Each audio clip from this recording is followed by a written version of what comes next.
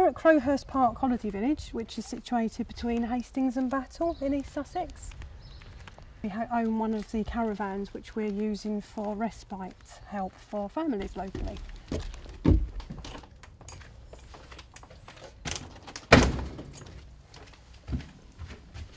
So this is the Charity for Kids caravan. As you can see, fully kitted out kitchen area, fantastic kitchen. We've got a nice internal fridge as well. Got the hob, got the oven, microwave. So any families that come and use the van obviously can be completely self-sufficient.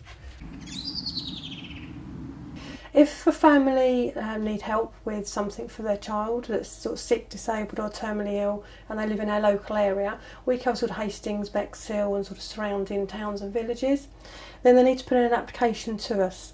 When that application can be found on our website, so people find an application, fill in the details, send it across to us. On receiving that, all the applications come through to myself. I work as the application manager for the charity on behalf of them.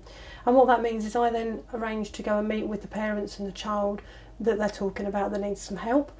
I go and meet with them, sit down, have a chat about what their sort of needs are, what their problems are, the issues are. Regardless of what condition the child may have or what illness they may have, what that actually means for the child and how it affects their day-to-day life, and whether there's something we can do or what it is that they feel or the parents feel that we can do to help. It's really hard for us sometimes to make a decision because obviously every application is completely different. Some cases are very straightforward, others are a little bit more complex.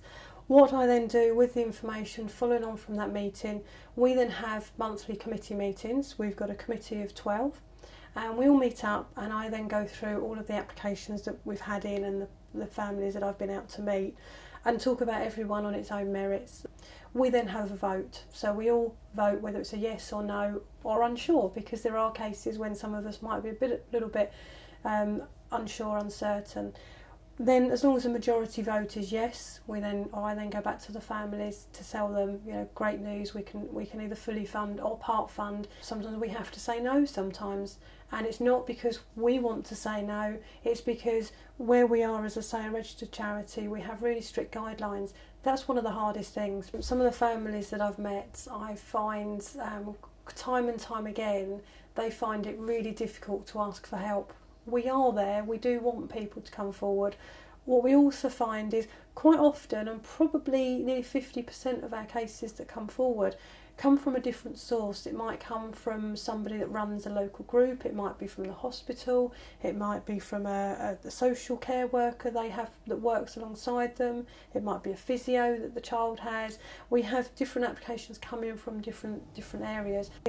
So if they have any supporting letters or evidence from those sources, then that is fantastic for us. It really does help our process of the application.